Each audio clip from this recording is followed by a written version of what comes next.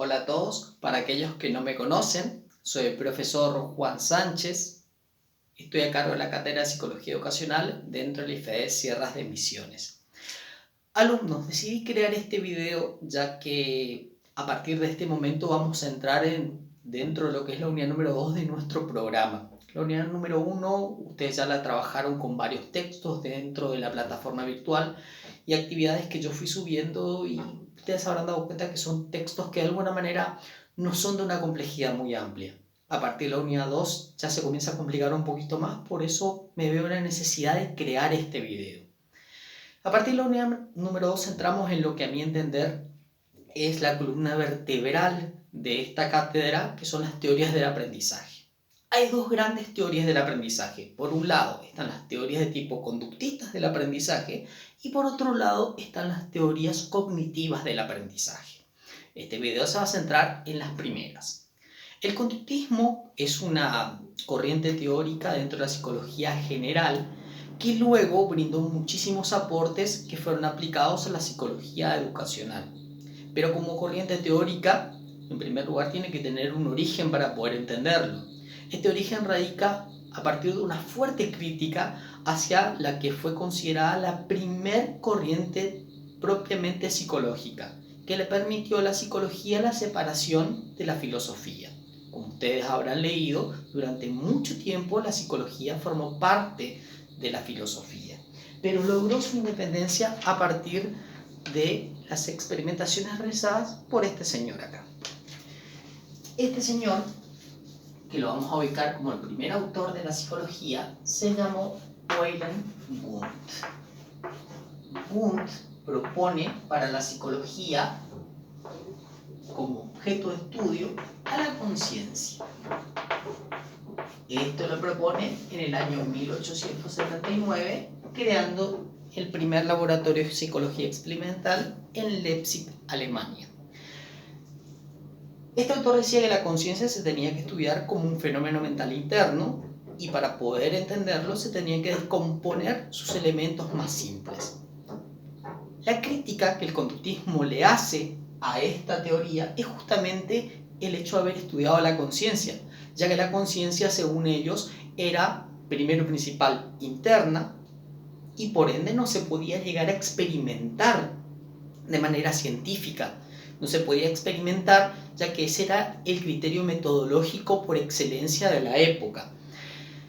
Al ser interno, esto no se podía hacer y además de ello era subjetiva. ¿Qué quiere decir esto? Variable de persona a persona y por ende no podría tener rigor científico. Esto fue desarrollado en palabras de este autor acá, señor, que se llamó John Watson.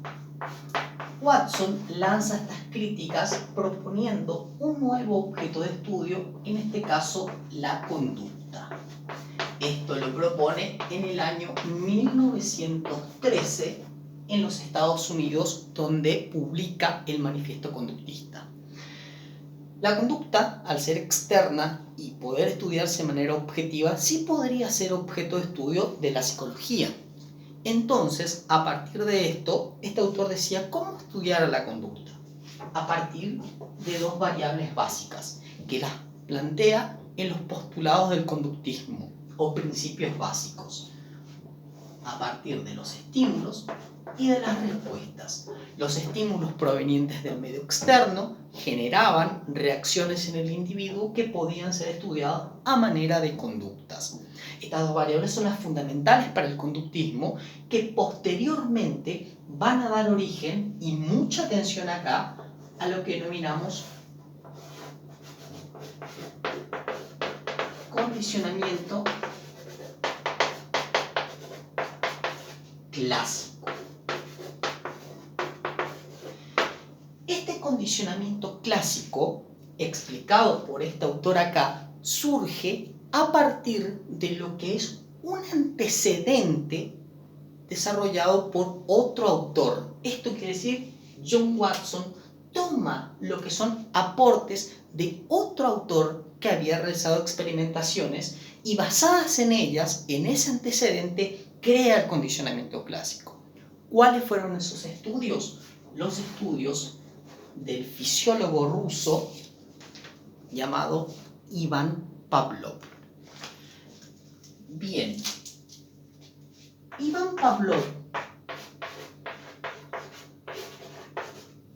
había estudiado cuestiones que tenían que ver con la fisiología animal. Había hecho diversas experimentaciones, pero hay una en puntual que guió o que influyó más que nada lo que son las experimentaciones de John Watson. Esta experimentación la había realizado con un animal, en este caso con un perro. ¿Qué hizo Pavlov con el perro? Tomó en cuenta dos variables. Primero y principal, un estímulo incondicionado que generaría una respuesta de tipo incondicionada. En este caso, una estimulación externa, que no depende de ninguna otra, por eso se llama incondicionada, que era la comida. Generaba una respuesta, una reacción en el animal, que era la salivación.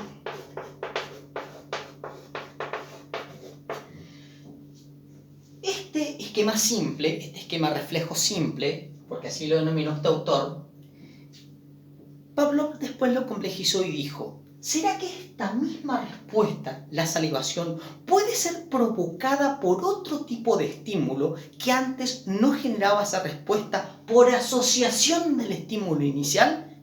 La respuesta fue sí, se puede. ¿Cómo? ¿De qué manera? Lo hizo de esta forma. Tomó en cuenta el estímulo incondicionado, volvemos a repetir, la comida, y lo asoció a otro tipo de estímulo que lo llamó condicionado, en este caso una campana, para generar la misma reacción. En este caso la va a llamar ahora respuesta condicionada, que va a ser la salivación. Nuevamente, vamos a explicar ahora este esquema que es de fundamental importancia que lo comprendan para la cátedra. Lo que hizo Pavlov básicamente fue presentar antes de la comida un estímulo que antes era neutro, o en el comienzo fue neutro, que fue el sonido de una campana. Presentaba el sonido de la campana, después le presentaba la comida al perro y se producía la salivación. Esto lo repitió varias veces, hasta que en un momento sacó el estímulo inicial, o sea, la comida, y solamente le presentó el sonido de la campana. ¿Y adivinen qué? El perro salivó por la simple presencia de la campana. ¿Qué quiere decir esto? El perro asoció la campana a la presencia de la comida y generó la reacción que ahora denominaremos condicionada, o sea, la salivación. Aquí el perro aprendió por asociación de estímulos. Watson, totalmente maravillado con esta experimentación desarrollada por el fisiólogo ruso, ¿qué hizo? Se hizo la gran pregunta: ¿será que podremos llegar a lograr lo mismo con seres humanos, experimentando con seres humanos? Y a partir de ahí desarrolló su experimentación más brillante, que es conocida como el caso del pequeño Albert. ¿Quién fue Albert? Albert fue un niño que fue parte de las experimentaciones de John Watson para comprobar si esto podría llegar a suceder con seres humanos. Un niño de aproximadamente 8 meses de vida. La pregunta inicial que se hizo este señor acá, John Watson, fue la siguiente: ¿nacemos con temores, con miedos? ¿O será que los miedos son innatos? Esto quiere decir, ¿se adquieren por influencia del medio externo o nosotros nacemos con los temores? Frente a esto, lo que hizo fue lo siguiente. Basado en los principios de Ivan Pavlov, lo que hizo fue, en primera instancia, presentarle un ratón.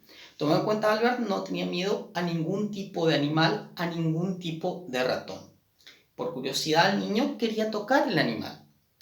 Ahora, cada vez que Albert se acercaba al ratón, en un momento John Watson hizo sonar un estruendo terrible, un estruendo metálico, denominémosle ruido. Ese ruido lo que hacía era que Albert se asustara. Lo volvió a repetir varias veces. Cada vez que el niño querría tocar al animal, lo que hacía John Watson era hacer sonar fuerte este ruido. Lo repitió varias veces, de manera continua, hasta que en un momento no hizo sonar el ruido, ese estruendo que le asustaba a Albert. Solamente le presentó al ratón y, como lo están pensando, Albert se asustó y comenzó a desarrollar miedo a los ratones. Entonces, este esquema, como lo explicó Pablo, después Watson lo va a aplicar al caso de Albert. Entonces, en este caso, el estímulo incondicionado será justamente el ruido, que lo vamos a sumar a un estímulo de tipo condicionado, en este caso, la presencia del ratón, que va a generar una respuesta de tipo condicionada que va a ser el miedo. En este caso, lo que hizo Albert fue asociar la presencia del ratón al ruido y a partir de ahí generar el miedo. No es, digámoslo así, una comparación exacta entre uno y otro. Son aplicaciones distintas de una misma técnica. Y en este caso, de esta manera, se dio lo que denominamos el famoso condicionamiento clásico. Después se dijo muchas veces de que estas experimentaciones fueron muy criticadas justamente por el nivel de crueldad que podrían desarrollar y obviamente el factor ético de tener que experimentar con niños y en este caso obviamente con personas. Después Albert generalizó ese miedo no solamente a ratones, sino a todo tipo de animales que tenían una contextura más o menos similar. Todos estos contextos, todos estos conceptos a nosotros nos van a servir de alguna manera para después poder aplicarlos en el aula. Vamos a ver que el aula, por tomar un ejemplo, tiene diversos tipos de estímulos que son incondicionados. Cuestiones que tengan que ver, por ejemplo, con la estructura del aula, el pizarrón, la silla, las mesas, pero que muchas veces pueden llegar a estar asociadas de manera favorable o desfavorable según la figura del docente o el tipo de cuestiones que se puedan llegar a generar de manera condicionada en nuestros alumnos, la aceptación o el rechazo más que nada. Pero eso nosotros lo vamos a ampliar más en una segunda parte de este video donde explicamos el condicionamiento operante y las diferencias con estos principios que acabamos de explicar. Espero que les haya sido de ayuda, alumnos, espero que les haya servido. Si hay algo que no le quedó en claro, si tienen dudas, preguntas, aclaraciones, dejan sus comentarios y los contesto. Espero que les haya sido de mucha utilidad. Saludos a todos.